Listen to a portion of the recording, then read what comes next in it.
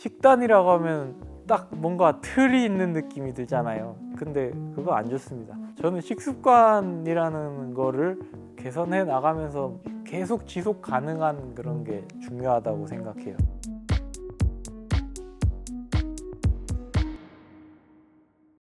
음식 먹는 방법에 대해서는 내가 이거를 5년 동안 지속해도 상관없다 생각되는 거를 하시는 게 좋다고 봅니다. 식단 또는 식습관의 영역은 상당히 아직도 계속 개척되고 있는 분야예요. 논문도 많고 여러 가지 이제 실험들을 해봤어요. 키토제닉 식단도 해봤고 극단적으로 전 카니보어까지 해봤어요. 웨이트 트레이닝 하는 쪽 분들이 먹는 식단도 당연히 해봤고 다 해봤는데 결론은 사이클을 타는 입장에서는 탄수화물을 많이 먹고 지방과 단백질을 줄이는 게 맞다. 아니 그렇게 하면 어떡하냐, 몸이 필요한 단백질이 있고 지방이 있는데 라고 생각하시는데 탄수화물 음식이라고 생각하는 데에도 지방과 단백질이 웬만하면 다 들어있어요. 그 비율이 얼마 있냐인 건데 그냥 일반적인 예를 들게요. 하루에 1000칼로리 정도를 보통 운동을 한다고 치면 하루에 1000칼로리 정도의 섭취가 더 필요한 거잖아요. 만약에 1000칼로리를 전부 다 탄수화물로 채운다고 생각을 하시고 전부 다 빵으로 만약에 드신다. 극단적으로 바게트 빵 정도 빼고는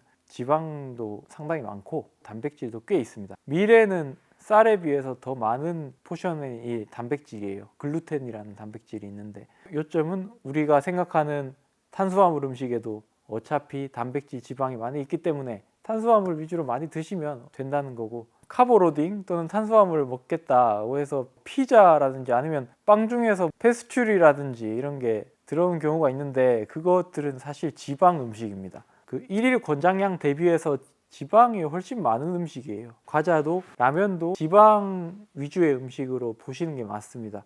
탄수화물이라고 착각하지 말자. 너무 많은 양의 고기는 좋지 않습니다. 이제 염증을 유발하는 측면도 있고 몸을 산성화시키는 효과가 있기 때문에 피로하죠. 고기를 많이 먹으면. 되도록이면 이제 야채, 과일 뭐 이런 쪽으로 먹는 게 좋고, 자주 치킨을 드신다거나 기름진 것들을 드시는 경우가 있는데 사실 너무 자주 너무 많이 먹는 건 좋지 않고, 특히 이제 술 아주 좋지 않습니다. 키토제닉 제가 해본 이유는 그란폰도를 준비하면서였어요. 다이어트로 출발하는 분들도 많고 실제 저도 그런 것도 있었는데, 키토제닉은 지방을 먹으면서 키톤이라는 지방 대사 부산물을 통해서 에너지를 얻어내는, 쉽게 이해를 하시고자 하면 탄수화물의 경우에는 포도당을 에너지원으로 쓰죠. 그 포도당의 역할을 정확히 1대1로 매칭을 시킬 수 있는 게 키톤입니다.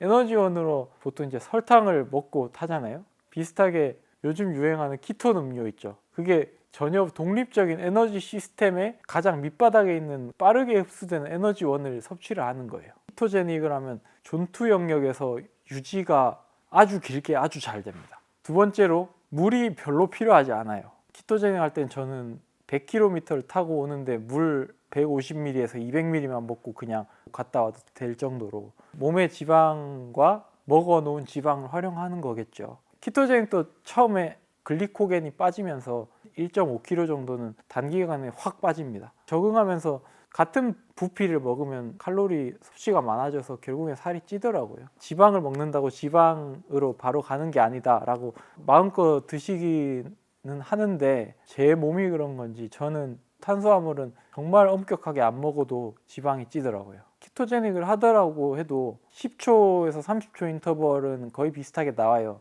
1분이나 3분, 4분이나 이런 인터벌은 고탄수화물 할 때보다 확실하게 떨어집니다. 고강도 훈련할 때는 탄수화물이 주된 에너지원으로 사용이 되고요.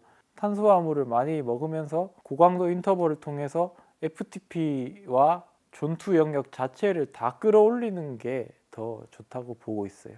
실제로 논문 중에 그게 있어요. 키토제닉 식단을 하는 그룹이랑 저강도를 하는 날엔 키토제닉을 하고 고강도를 하는 날에는 고탄수화물을 시기를 한 그룹이랑 마지막으로 항상 고탄수화물을 먹은 그룹, 한 시즌 정도를 봤을 거예요. FTP나 신체 능력이 어떻게 되느냐를 봤는데 항상 고탄수화물을 한 쪽이 가장 향상이 좋았습니다. 저는 사실 가운데 그룹을 기대했거든요. 사이클리스트로서는 가장 중요한 게 탄수화물이에요, 영양소가. 근데 탄수화물에 대해서 사람들이 애석하게도 많이들 깊이 생각하지 않는 것 같아요. 어떤 탄수화물이 좋고 어떤 탄수화물이 안 좋고, 가장 쪼개서 들어가면 포도당, 과당, 유당 정도가 있어요. 원래 예전에 생각하기로는 포도당이 실제로 에너지를 쓰이기 때문에 이제 포도당 위주로 음식을 먹어야 되고라고 생각했는데, 최근에 밝혀진 거로는 과당도 운동 환경에서는 거의 바로 글리코겐으로 전환이 됩니다. 많이. GI 지수라는 거에 함정이 꽤 많이 있습니다. GI가 낮은 음식이 다이어트에 좋다라고 생각하시는데, GI라는 건 같은 양의 탄수화물을 섭취했을 때 얼마나 빠르게 혈당이 올라가느냐예요. 설탕의 경우는 포도당 하나, 과당 하나가 결합돼서 설탕이 되는 거죠. 100의 설탕을 먹으면 50%만 혈당이 되는 겁니다. 나머지 50%는 과당이기 때문에 간으로 가요. 그래서 GI 자체는 낮죠. 많은 경우에 과일도 그렇습니다. 너무 많은 과당이 있는 과일은 한 번에 많이 섭취하지 않습니다. 그 이유는 과당의 경우에 한 번에 20g 이상이 들어오면 지방으로 전환이 됩니다. 지금까지 저의 결론은 이거예요. 평소 식사를 하실 때는 과당이 많지 않은 상황에서 GI가 많이 높지 않게 해야 됩니다. 그럼 어떻게 하셔야 되냐면, 흰 밥만 먹는다 하면 GI가 높고 거의 다 포도당으로 돼 있고, 그렇기 때문에 바로 혈당이 올라가고 인슐린이 스파이크를 친 뒤에 다시 배고파지는, 그렇게 되기 때문에 섬유질이 있는 반찬이나 단백질, 지방이 적당히 있는 것과 같이 먹으면 GI가 훨씬 떨어져요. 흡수가 느려지는 효과가 있고, 결론 골고루 먹자 하는 거죠. 또 다른 방법으로는 오트밀 같이 자체에 과당이 거의 없죠. 오트밀 거의 다 포도당이지만 섬유질이 자체로 많기 때문에 이제 느리게 혈당을 올리는 탄수화물이 되겠죠. 평소에 먹는 게 좋고요. 운동을 하실 때나 운동 직후에는 설탕을 드셔도 됩니다. 두려워하지 않고 많이씩 먹고 있습니다.